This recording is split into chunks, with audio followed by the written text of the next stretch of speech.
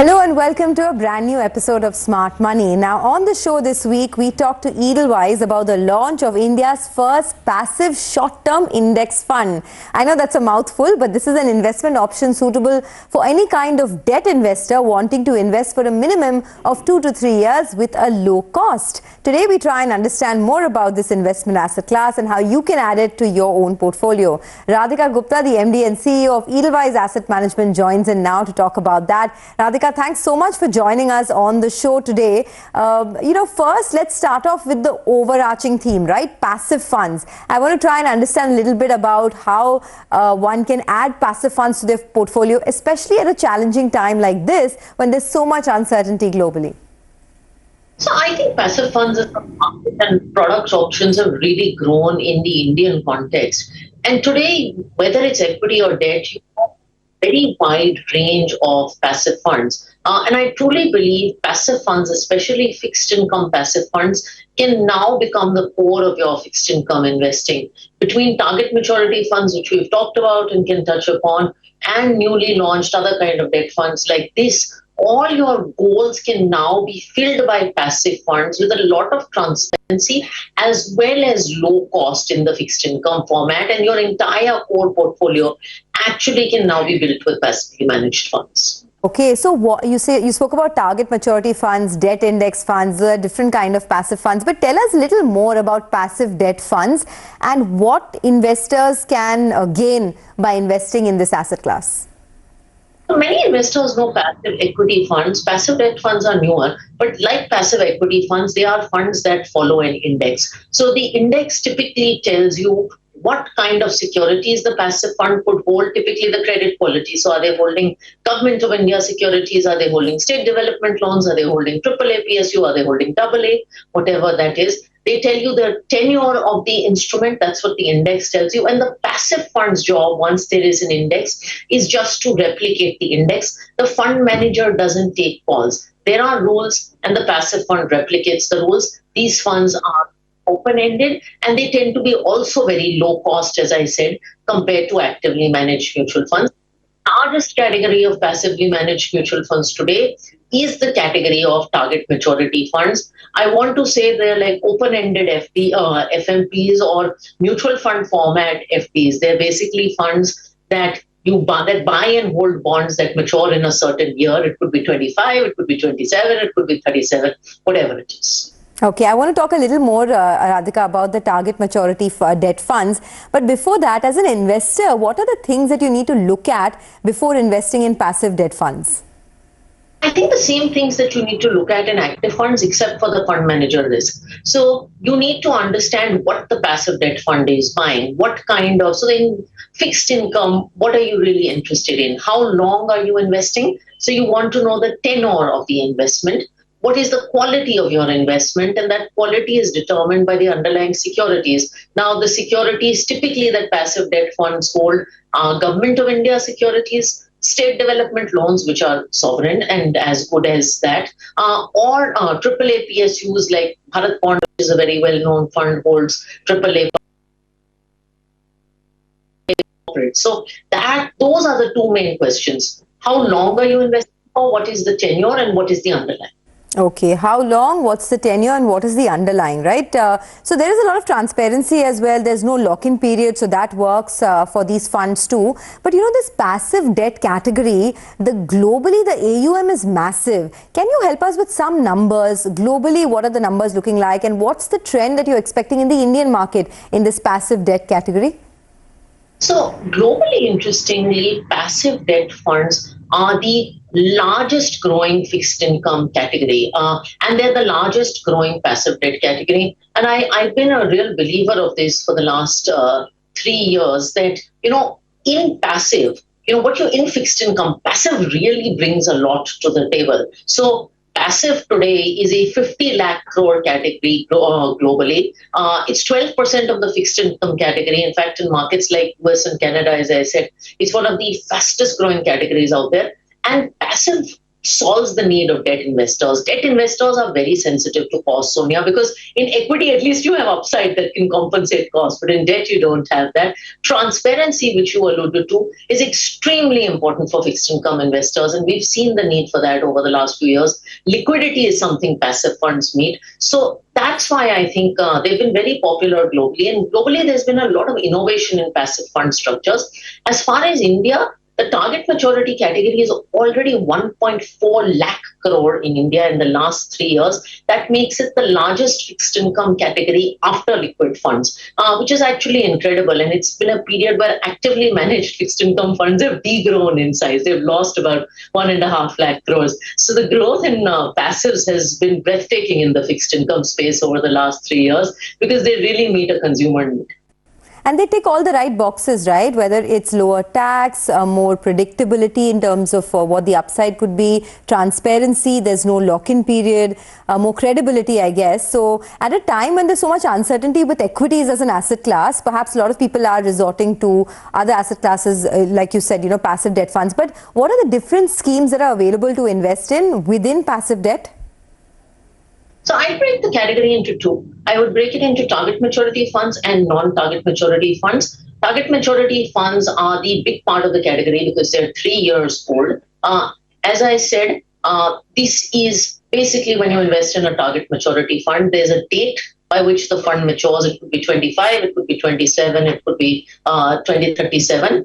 In a passive target maturity fund like 2025, the fund manager basically buys and holds bonds that mature in 2025, and then you do nothing else. You sit there passively.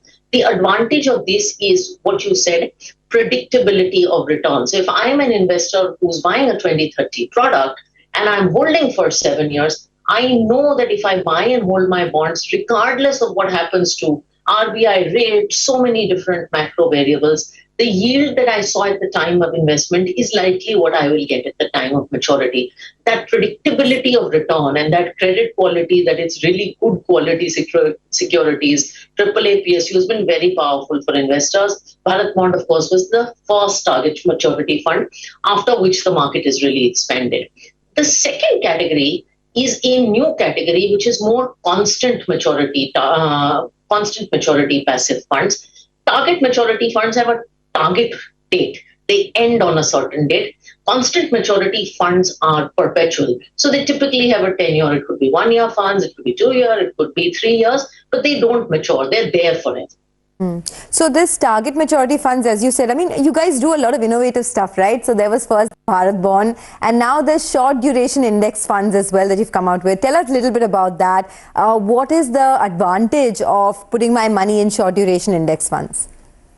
So after Bharat Bond and our own target maturity index funds, we received a lot of feedback from customers that while target maturity funds are great, they're great for people who want to invest for the long term. And they're also great for people who know how long they want to invest for. But for a lot of us, there's just money that we have lying out there that could be 2 year money, could be 3 year money. We don't know how long we want to park it for. So the target maturity construct doesn't work. And it's also kind of shorter term money. So, every year or 2 years, you don't want to be worried about rolling it over. You want the 3 year tax advantage that mutual funds have. So can you find us a solution? And what they said is, we like the fact that your passive portfolios are so transparent. So bridge this. And that's why this short duration index fund came up. I'm sorry it has such a long name, but it's meant to be very simple. It's meant to be a basic place where you can just park short term money and let it be. It has a maturity of about 2.5 years on average. So if you have 2 to 3 year money, you just let it sit there. Okay, all right. So that is on short duration index funds. Go ahead. The other thing, of course, we want to know is which are the schemes that are available to invest for short-term index funds, these short duration funds that you spoke about? So this one is the first one in the market, this Edelweiss, and it's got a very long name, but the Edelweiss GSEC short duration fund is the first one in the market. Its typical comparison has been actively managed funds, but I'm hoping, just like with Bharat Bond, we opened the market to lots more competition joining. I'm hoping this market will expand because it's genuinely a consumer need. Everyone needs a savings account equivalent that's more efficient where you can park your money. Okay, but at a time like this, right, Radhika, of course, you've tracked both equities and debt very closely, fixed income very closely. How do you feel the asset allocation strategy should change for the full year? I mean, equities looks like it's going to be a very frustrating and painful period this year, may not give people too many returns. There may be a time-wise correction as well amidst this whole global uncertainty. At such a time, do you raise your allocation to debt? If yes, how do you construct your portfolio? I've always been a very multi-asset investor. I've been a firm believer in asset allocations, even in the equity heydays. And, years like this, I think, justify that belief. When we see equities, while we are constructive from a 3-year point of view, we do know that the next 1 year is going to be volatile time. In fact, our equity theme is recessionary conditions before returns. So I think debt is a core part of the portfolio. Now, as far as debt portfolio construction, I have a very simple rule. You break your money into two parts. Money that you need in the short term, which goes into an instrument like the short duration index fund. It's money that you may use for 1, 2 years, 2, 3 years. I may buy a house. I may need some money for construction. I may need it for something. I may not. Otherwise, it can just sit there.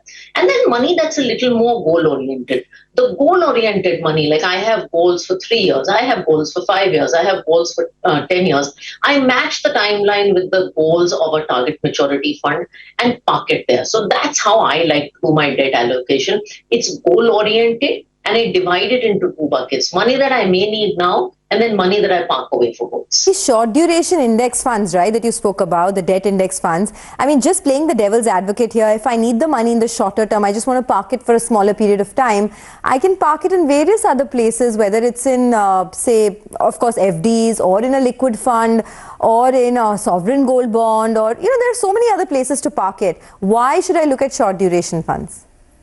So, liquid, of course, liquid, I believe, is not for money that you want to do for 2 to 3 years because, there is an interest rate spread that you get if you're hanging out for 2 to 3 years.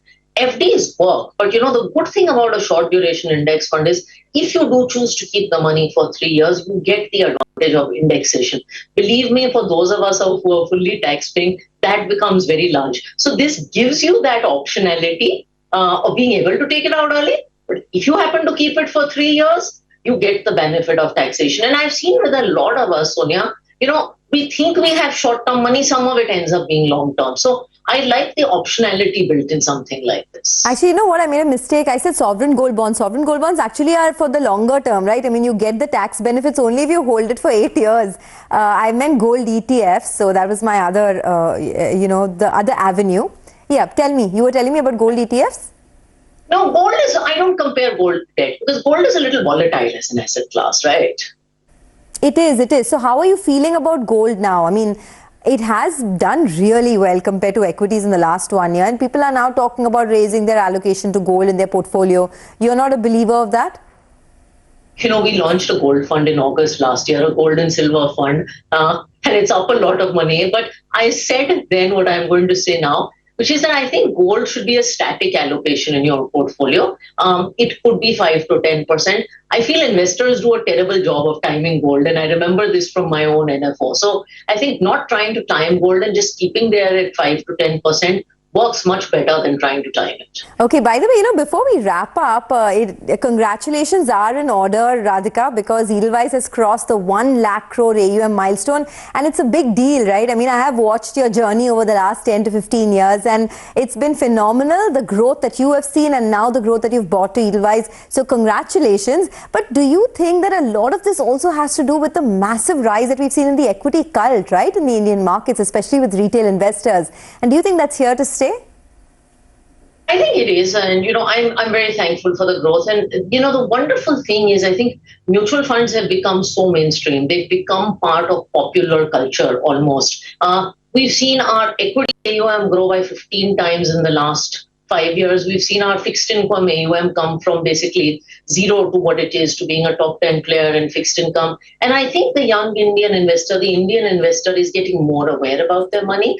They want to financialize more. They're also getting more aspirational about their money. And that's where you see the rise in equity. And I genuinely do believe that while 1 lakh is a meaningful milestone, I do believe our MF industry will go from 40 to 100 lakh crores And we will also go from 1 to 2 and much larger. So I'm very optimistic about the future because financialization is just starting to kick in. Absolutely, I totally agree with you. And now we're, of course, with the onset of digitization, you're seeing easier ways to sort of get into the financial market and invest your money. Tell me a little bit about, let's get back to the topic, of course, with respect to passive funds and passive debt funds. What kind of an average return would you expect, both in the short-term index funds as well as overall in the passive debt category over the next couple of years? Okay, so I think the short-term index fund YTMs are between 7 to 7.5. I mean, it changes given the day. It could be 7.1, 7.2, and I think that's where sort of short-term rates are likely to be. We do think we are close to the end of the rate hike, and rates are not going to go down in a hurry. So perhaps the timing of this one is also good. For longer-term passive, debt funds, the target maturity series, it really depends on where you are in the yield curve. But we have products all the way from 2023 till 2037, which sounds like a long time away. And I think they go from 7.1 all the way to 7.7. So that's kind of where you should be. And I should take the opportunity to re-highlight that most people don't realize that post-tax on a mutual fund platform, you end up paying tax with indexation, and tax works out to 10-12%. So you really, versus a traditional instrument, end up being better off. So with this passive debt category picking up in India over the last 2 to 3 years, Radhika, do you see investors hunting for diversified products? Do you see that switch from equities to fixed income or to debt increase? Or is it largely still skewed towards equities? No, I don't think equity and debt, are the comparison points. I think equity has its place in the portfolio. It's a risk-taking asset class. I think with passive debt funds, where we are seeing money come from is erstwhile tax-free, because we are 50% of this very, very large market and growing market. We see money come from tax-free bond investors. We see money come from fully taxable FD investors who now want to enjoy the predictability with much lower taxation. So we see it come from these categories. We see many first-time fixed income MF investors come in because of target maturity funds, because finally they've found a product that's safe, that's predictable, that's low cost. So debt and equity, I've always believed, are different parts of the asset allocation. But investors who never used debt mutual funds or who use things like FDs or tax-free bonds are now coming to passive debt funds. So that's where we see the growth coming from. Okay, I'm sure there's a big party happening at Edelweiss now with the 1 lakh crore AUM milestone getting hit. So are we looking at the IPO coming anytime soon? It's a great aspiration to have, Sonia. I think we're focused on building a high-quality business, a profitable business, which we've got to. And hopefully in the next few years, we can scale it to a point where we become a listed company at some point. It would make all of us very proud. Okay, Radhika, it's always a pleasure speaking with you. Get to learn so much from you. Thanks a lot for joining in. Just one last question before we let you go, because the topic of this week, or the topic of the last many weeks, has been what's happening with the churn in the market with respect to different sectors, right? There are new age tech companies that are coming back. There was this whole Adani Group fiasco. Consumption is slowing down in a big way, and a lot of foreign investors are talking about it as well. What are the themes that you like now? Not just at Edelweiss, but personally as well. What are the sectoral themes that you like? We think this is a decade of India manufacturing, beneficiaries of PLI. So the themes that are sort of in our portfolio are long domestic India. So it is industrials, it is capital goods, it is beneficiaries of a pickup in private capex, PLI, indigenization of defense. And I think the second theme that goes hand in hand with this is financials, especially lending financials, because they benefit from this stage and this uptick in the economy. So we really believe it's going to be, a very special decade for these themes. And that's what we're overweight on. That's my personal view as well. And things that we're underweight on are typically things that tend to be more export oriented, because global conditions this time are more challenged versus domestic conditions. All right, Radhika Gupta, always a pleasure speaking with you. And once again, congratulations to you and to the entire team at Edelweiss for achieving this 1 lakh crore milestone in the AUM. So thanks a lot for joining in, and all the best for the future. Thank you, Sonia. Okay, with that, folks, it's a wrap on this edition of Smart Money. As always, keep writing to us. Thanks for watching.